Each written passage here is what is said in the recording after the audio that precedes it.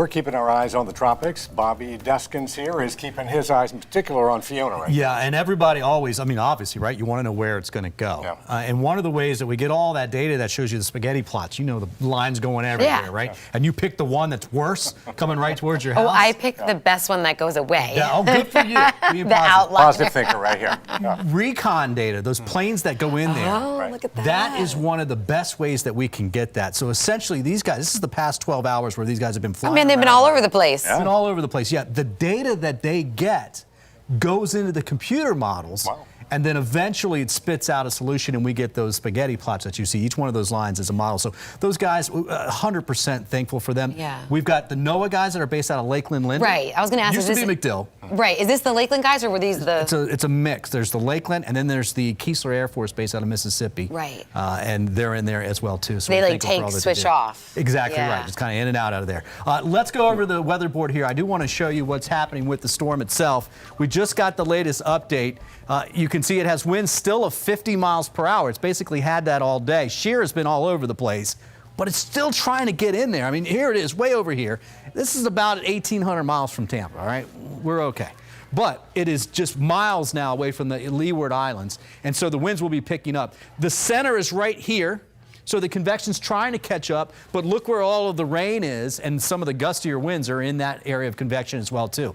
This is the 5 p.m. update from the Hurricane Center, and that curve right there is exactly what we wanted to see, at least here in Florida. It's not set in stone, but the modeling is suggesting that there will be a curve. Look at the forecast intensity. 60-mile-per-hour winds by tomorrow afternoon, 70 by Sunday. That's approaching Dominican Republic. Pretty good winds for Puerto Rico. Monday, it gets shredded a little bit by the mountains of Hispaniola, Dominican Republic. But then look at this, 70 to 80 mile per hour winds as it gets back over the warm water, the Turks and Caicos, and then goes mainly east of the Bahamas. Now, watches and warnings. The warnings are in the blue. All of these islands, the U.S. Virgin Islands, British Virgin Islands, Puerto Rico, all warnings, which means we expect at least 40-mile-per-hour sustained winds in those areas, likely in the 40s and 50s with gusts in the 60s. There's a watch for Dominican Republic, but that will likely go to a warning as well. Here's the forecasted winds and probability. The highest probability of seeing tropical storm force winds is right in here, right? I love this graphic for planning purposes, and I put it on my Facebook page so you can share it. This tells you when the most likely arrival of those winds. So if you look at this Saturday, 2 a.m. in basically the British Virgin Islands, well, it's about 8 a.m. for the Virgin Islands, right? That means you need to be prepared for the weather to start going downhill quite a bit by Saturday morning, 8 o'clock. And you can compare this all the way out. For instance, in the Dominican Republic, looks like it's going to be Sunday afternoon into the evening hours. Now, here's the forecast tracks. That data the hurricane hunters get goes into all of those models. Those models suggest somewhat of a sharp right-hand turn, but exactly where, that's still to be seen. The ensemble runs of the GFS, the runs that it just does 22-some runs, that is suggesting the curve. And finally, the European ensemble is starting to buy into this a little bit more. You can see how many of the runs are now forecasting a curve. Hasn't happened yet, but we will keep a close eye on it. I'm not too worried about it, thank goodness. Now, let's talk quick our weather and the weekend. Armature works, gray skies, all of this coming in from off of the water. 85 degrees right now, most areas mid-80s. Here comes the rain. We had heavier showers down here. That's a flood advisory, that's a flood advisory, that's a flood advisory.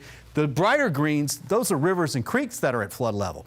But for the weather tonight, scattered to light to moderate rainfall along the coast. Thunderstorms coming in from inland locations. All of this comes together back down towards Pasco, towards Pinellas, towards Hillsborough County. I hate to say it, over the next 2 to 3 hours. And so all this is going to fill in, and it does look like we're going to have a soggy evening, try to get some football in. That's 7 p.m. Not everybody's seeing rain, but that's 9 p.m., and that's when the bulk of it comes through. After that, we'll start to dry things out. Let's talk weekend. Starting dry in the morning, some light showers along the immediate coast possible, but watch tomorrow afternoon. That's about 5, 6, 7 p.m. Showers and storms coming back. Sunday, very similar, but Sunday is a little bit on the drier side. Warm this weekend. We're going to go 90 tomorrow. We're going to go 87 on Saturday, 90, close to it on Sunday, because the rain chances come down just a little bit. And look at the middle of next week. Tuesday, Wednesday, low rain chances, only about 20 to 30%.